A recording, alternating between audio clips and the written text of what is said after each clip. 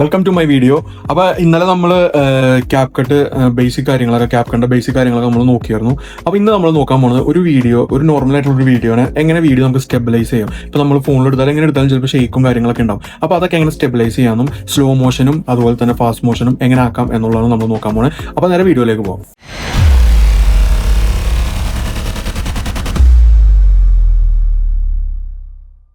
അപ്പോൾ നമ്മൾ CapCut open ആക്കിയിട്ടുണ്ട്. ക്യാപ്കട്ട് ഓപ്പൺ ആക്കിയതിന് ശേഷം നേരെ ഇമ്പോർട്ട് നമുക്ക് ഏതൊക്കെ ഫയൽസ് ആണോ ഏതൊക്കെ വീഡിയോ ആണ് എഡിറ്റ് ചെയ്യേണ്ടത് അത് ഇമ്പോർട്ട് ചെയ്യുക. അപ്പോൾ ഞാൻ ഇവിടെ ഇപ്പോൾ ഒരു ഡെമോ കാണിക്കാനുള്ളതുകൊണ്ട് ഒരു വീഡിയോ ആണ് എടുത്തിട്ടുള്ളൂ. അപ്പോൾ ഈ വീഡിയോ നമ്മൾ എന്നിട്ട് നേരെ ടൈംലൈനിലേക്ക് ഇട്ട് കൊടുക്കുക. ടൈംലൈനിലേക്ക് ഇട്ടതിന് ശേഷം നമുക്ക് ഈ ഒരു ഓപ്ഷൻ ഇതെന്താ സംഭവം എന്ന് വെച്ച് കഴിഞ്ഞാൽ നമുക്ക് ടൈംലൈൻ കണ്ടോ സൂം ഔട്ടും സൂമിനുമാണ്.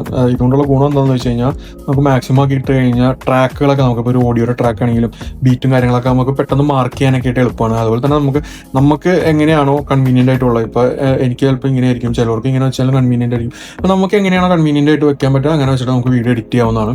അപ്പോൾ നമ്മൾ വീഡിയോ ആഡ് ചെയ്തതിനു ശേഷം നമ്മൾ ആദ്യം ചെയ്യുന്നത് സ്റ്റെബിലൈസേഷൻ ആണ്. സ്റ്റെബിലൈസ് ചെയ്യാനായിട്ട് നമ്മൾ വീഡിയോ ക്ലിക്ക് ചെയ്ത് കഴിയുമ്പോൾ ഈ ഓപ്ഷൻസ് വരില്ല. ഇതിൽ സ്റ്റെബിലൈസ് എന്നൊരു ഓപ്ഷൻ ഉണ്ട്, അത് ക്ലിക്ക് ചെയ്യുക. ക്ലിക്ക് ചെയ്തിട്ട് കൊടുത്തു കഴിയുമ്പോൾ നമ്മുടെ വീഡിയോ സ്റ്റെബിലൈസ് ആവും.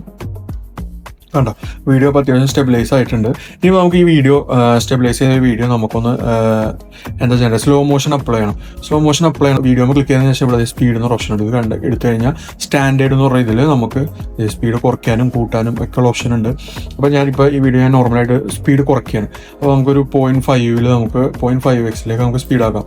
സ്പീഡാക്കി കഴിയുമ്പോൾ ആണോ, പക്ഷെ നിങ്ങൾ കണ്ട ഇത് മോഷൻ കറക്റ്റ് അല്ല. മോഷൻ സ്മൂത്ത് ആക്കാൻ വേണ്ടി നമ്മൾ എന്ത് ചെയ്യണം, നമ്മൾ അതിന് വേണ്ടി ചെയ്യേണ്ടതെന്ന് വെച്ച് കഴിഞ്ഞാൽ ഇപ്പോൾ നമ്മൾ സ്ലോ ആക്കുക വീഡിയോ എടുത്തിട്ട് സ്പീഡിൻ്റെ ഓപ്ഷനിൽ സ്മൂത്ത് സ്ലോ മോഷൻ എന്ന് പറഞ്ഞൊരു ഓപ്ഷൻ ഉണ്ട്, അത് ഓക്കെ ആക്കി കൊടുക്കുക. അതിൽ ഈ ഫ്രെയിം ബ്ലെൻഡിങ് മാറ്റിയിട്ട് ഒപ്റ്റിക്കൽ ഫ്ലോയും കൂടി ആക്കി കൊടുക്കുക. ഒപ്റ്റിക്കൽ ഫ്ലോയും കൂടി ആക്കി കൊടുത്തു കഴിയുമ്പോൾ അത് ആ മോഷൻ നമ്മൾ കൊടുത്തതിന് സ്ലോ മോഷൻ്റെ മോഷൻ സ്മൂത്ത് ആകും. സ്മൂത്ത് ആയി കഴിയുമ്പോൾ നേരത്തെ കണ്ട ആ ഒരു ബ്ലറി ആ ഒരു ഫീൽ ഉണ്ടാവില്ല, ഒക്കെ പെർഫെക്റ്റ് ആയിട്ട് വരും. കണ്ടോ, ഇപ്പോൾ നമുക്ക് ആ ഒരു ഇത് വന്നില്ല. അപ്പോൾ അതാണ് സംഭവം. ഇനിയിപ്പോൾ നമുക്ക് ഫാസ്റ്റ് ആക്കണം എന്നുണ്ടെങ്കിൽ സ്പീഡിൽ ഇതാണ് വീഡിയോയുടെ കറക്റ്റ് സ്പീഡ് എന്ന് പറയുന്നത്. ഇത് സ്ലോയും ഇങ്ങോട്ട് നമുക്ക് ഫാസ്റ്റ് ആക്കാനുള്ള ഓപ്ഷനാണ്. ഇപ്പോൾ ഫാസ്റ്റ് ആക്കുകയാണെന്നുണ്ടെങ്കിൽ കണ്ടോ, നമുക്കിപ്പോൾ ഫാസ്റ്റ് എന്തോരം വേണമെങ്കിലാക്കാം. നമ്മുടെ വീഡിയോക്ക് അനുസരിച്ച് നമുക്ക് എന്തോരം വേണമെങ്കിലും. പിന്നെ ഓവർ ഫാസ്റ്റ് ആക്കിയാലും ഈ പറഞ്ഞ പോലെ ചിലപ്പോൾ മോഷൻ കറക്റ്റ് ആവില്ല.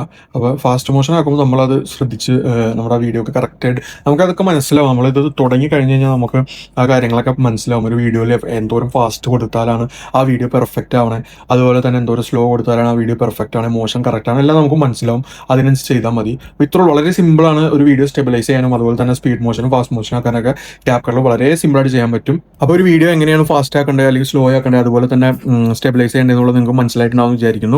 അപ്പോൾ ഇനിയുള്ള ദിവസങ്ങൾ നമ്മൾ ഓരോരോ കാര്യങ്ങൾ നമുക്ക് വീഡിയോ എഡിറ്റിങ്ങിൽ ആവശ്യമായിട്ടുള്ള ഓരോരോ കാര്യങ്ങൾ ഞാൻ ചെറിയൊരു വീഡിയോ പോലെ ഇതുപോലെ ചെയ്ത് പോകും. അപ്പോൾ നിങ്ങൾക്ക് എന്തായാലും വീഡിയോ എഡിറ്റിംഗ് പഠിക്കാൻ താല്പര്യം ഉണ്ടെന്നുണ്ടെങ്കിൽ നിങ്ങൾ എന്തായാലും ഈ ചാനൽ സബ്സ്ക്രൈബ് ചെയ്തിടുക. അതുപോലെ തന്നെ വീഡിയോ എഡിറ്റിംഗ് പഠിക്കാൻ താല്പര്യമുള്ളവർക്കൊക്കെ ഇത് ഷെയർ ചെയ്ത് കൊടുക്കുക.